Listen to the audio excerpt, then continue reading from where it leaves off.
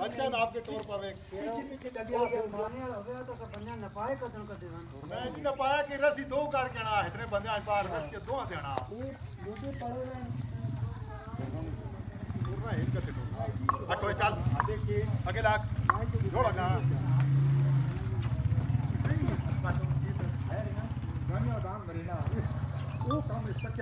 जैस क्यों मंगा मैं तो साथ दसना पिया इन बंदे सारे ना छोड़ो नहीं तुसा नहीं मेरी गल इस बंदे को